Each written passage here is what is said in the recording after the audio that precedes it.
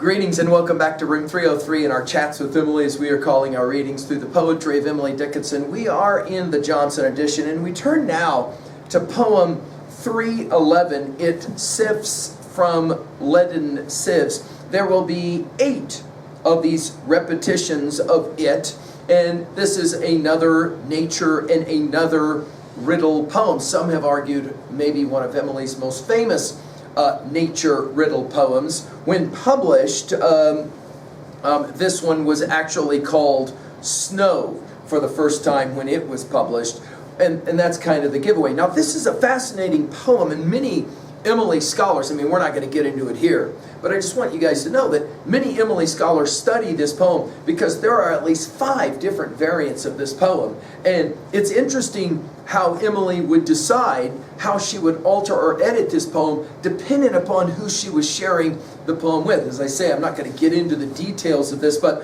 for those of you who'd really like to run this to ground, it's a fascinating study. Now, Emily herself, you will remember that we've said this already a couple of different times. In a letter to Sue, letter 586, she actually said, quote, "In a life that stopped guessing, you and I should not feel at home," end quote.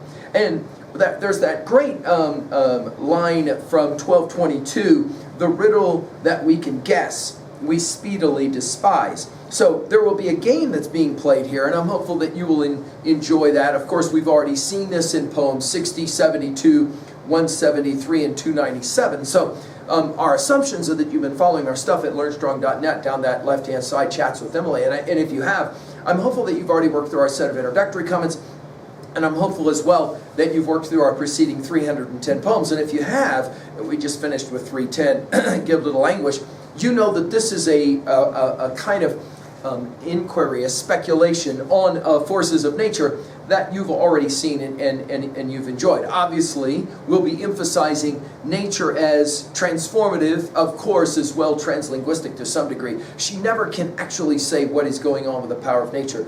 This is a fun poem to read out loud. Do you remember that we will have said that Shelley's classic defense of poetry, he argued that what great poets do is that they take the normal and they make it somehow brand new. And here we'll certainly see this with the snow. Now, when I was working with my Emily group to prepare for my comments, it was actually snowing outside, and it is in fact snowing now as I give this lecture from Moreland, Wyoming, in the middle of winter. And so as snow falls, let's read about snow. She says it this way: "It sifts from leaden sieves, it powders all the wood, it fills with alabaster wool the wrinkles of the road. It makes an even face of mountain and of plain, unbroken forehead from the east unto the east again.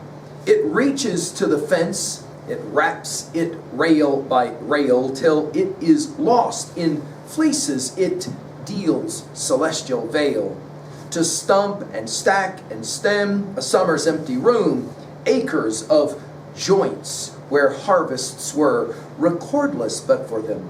It ruffles wrists of posts as ankles of a queen, then stills its artisans like ghosts, denying they have been."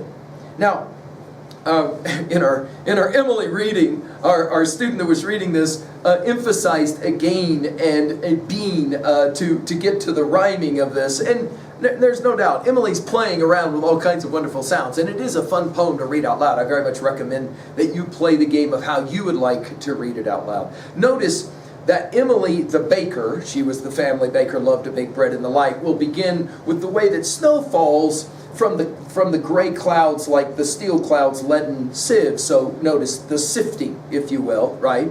Powdering all of the wood. Now, of course, so many great poets. We think about Robert Frost comes to mind immediately, right? And I have miles to go before I sleep, and I have miles to go before I sleep, but he's stopping there to look at the woods fill up with snow. So this is something in New England, obviously out here in the Rocky Mountains in the west and the Bighorns, we see this as well. So that the snow is falling, it almost looks like somebody is shaking powder over the woods. Notice it will fill with alabaster wool the wrinkles in the road. This is a wonderful image as well. By the way, many have argued that this notion of wool comes from her reading of Psalm 147:16. He spread the snow like wool.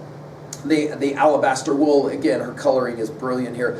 And it's covering the wrinkles of the road, right? So, for example, when the snow falls, the divots in the road, the wrinkles in the road are all kind of covered. In other words, in our first stanza, notice the way that the snow falls and it just kind of blankets everything. We're all too familiar with it, obviously.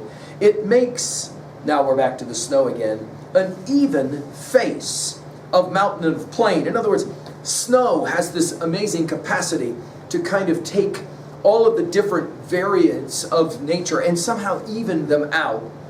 And then she'll say it, unbroken forehead from the east unto the east again. It's a beautiful way of saying how snow has this capacity to make everything look so unbelievably similar. Then it reaches to the fence. Of course, we can see the imagery here of a railed fence. It wraps it rail by rail, and of course, soft falling snow can lay on the rails. Right? We're so familiar with seeing this till it is lost in fleeces. It deals celestial veil, and again, the idea of celestial veil here is brilliant as well, because it's like there's this almost like mythic quality when the celestial veil of snow is laying so on top of everything. Now, of course, we'll go to winter itself. To hear all the S sounds here. To stump and stack and stem a summer's empty room. Right? In other words, the snow falls not in July when everything is growing, but of course in December, January, of course in where we live, February. Right? Acres of joints where harvests were. In other words, winter is that reminding ourselves that once all of the stuff that's being covered was dynamic and green and growing, but now, not so much. It's where the harvests were. Acres of joints, we'll hear about acres of perhaps in poem 696. I love her use of it. Acres of joints where harvests were, and then she'll say it, recordless. But for them, there's no way we would know about our grain fields outside of Orland and the like. And many communities in America, of course, get to see this. Only way we know this, of course, is you can see the stalks. But once the snow falls, a good 1.5 feet, 2 feet, everything's covered. Shall finish. The snow, finally, the last of the its. It ruffles wrists of posts. And again, the repetition of the R sound is brilliant, right? It ruffles wrists of posts as, and then her last little simile, ankles of a queen. It's as if the dress of the queen, you covering up the ankles in the same way that all of the posts of a fence are covered by snow. And of course, where we live, whole posts can themselves, a 3-foot post, can in fact be covered by the snow. As ankles of a queen, then stills its artisans. You'll remember poem 89 when we saw that one. How much fun was that one to just go back and read it one more time. And her use of the word still here. Do you guys remember when we played with this poem? She'll say, some things that fly there be, birds, ours, the bumblebee of these no elegy. Some things that stay there be, grief, hills, eternity, nor this behooveth me.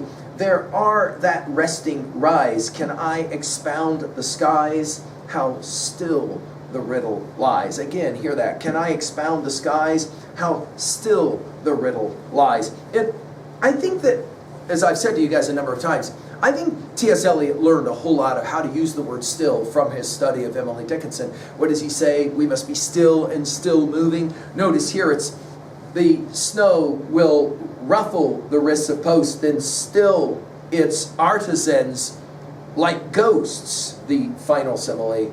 And you'll remember her referencing to ghosts in poem 274, denying they have been. In other words, when it's all said and done, snow has this capacity to make one even doubt what one knows to be true. I know that field had all that corn growing, but now nothing, right? It's the power of nature, which takes us, of course, Now to 2A in the message here. Well, nature is, of course, this transformative power, and it is as well translinguistic. She's trying to come up with the right kind of language for what is the snow. At 2B, I love her series of metaphors here for the snow. Notice the snow itself in the end even becomes a metaphor for some kind of magical, we might even say, reality. At 3A, many have argued that Emily might be borrowing from Emerson's classic, The Snowstorm, a piece of writing of Emerson's. And of course, the other thing we can say at 3A is Emily's other riddle poems, 60, 72, 173, 297, that we've already studied. Finally, at 3B, to own a poem like this, what are your thoughts about the snow? Do you love it? Do you hate it? Are you a skier or a snowboarder, and therefore you enjoy it a lot? And to what degree are you able to appreciate Emily's attempt to try to describe what can't really be described, the majestic, the beautiful, maybe the horrifying snow? Thank you.